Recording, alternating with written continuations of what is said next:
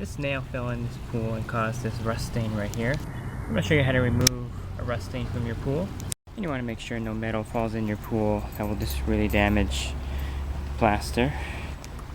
And I use dry acid or sodium bisulfate, and this works really good in getting rid of rust stains. And you want to wear gloves when you handle it. It activates with moisture, so if you use your bare hands and touch it, it could burn your hands if your hands get wet or sweaty, so you don't want to touch it with your bare hands. Now there's two ways of doing this. You can actually sprinkle it directly on the spot, or you can add it to a sock and let it set in the bottom of the pool. So I'll show you both methods. Sprinkle on, the only danger you have is it could burn the plaster. You want to be careful with dry acid. And you're going to need a steel wool brush to brush the spot right away once the dry acid touches it. That will loosen it up. Basically you're burning the top layer of the plaster off where the rust stain is at, and the brush will just actually keep it from pitting the plaster. You also want to check your pH to make sure it's not too low when you start the process, because this will lower slightly if you, depending on how much you use, it will lower your pH in your pool.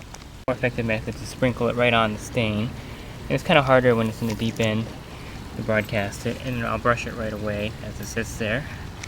I'm going to brush the stain right now. And you don't want the dry acid to pile up on one spot for a long period of time. You can see it already is fading pretty good. I'm going to go ahead and try one more treatment on it. Pop some more on there. And I'm going to let it set for a few seconds, and then I'm going to go ahead and brush it. I'm going to brush the stain vigorously right now. And that stain's pretty much gone. And I'll probably give it one quick treatment next week, but you can see it just faded out completely with the dry acid. Okay, so I filled the sock again with some dry acid. I'm going to show you how I do it on the bottom and the deep end. I'm going to go ahead and drop the sock in over the spot where the rust is. So I'll let it sit on the spot. I'll kind of tap it with the 6-inch algae brush to kind of get some of that loosened up. And then I'll go ahead and brush the spot.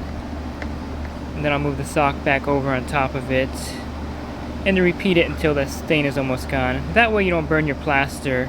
It'll be in the sock, it'll be in a controlled vessel, and it won't just be broadcast in the pool.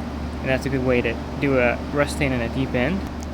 And that sock was in there just for about a minute, and most of that dry acid is gone out of there. And one good trick I use, if there's a lot of sun glare, I sprinkle some dish soap mixed with water in the pool. That takes the glare off of it and allows you to see the bottom very clearly, so you can actually fine-tune your rust cleanup that way. And if you have a rust stain in the shallow end, you can just broadcast the dry acid over the stain and then use your brush to kind of brush it in and brush it up a little bit. That's perfectly fine. The sock is a good method for the deep end. We can't really control where the dry acid lands. And you may have to do the sock method several times over a week or two period to actually get the whole rust stain out, because it isn't quite as effective as just letting it set on the spot.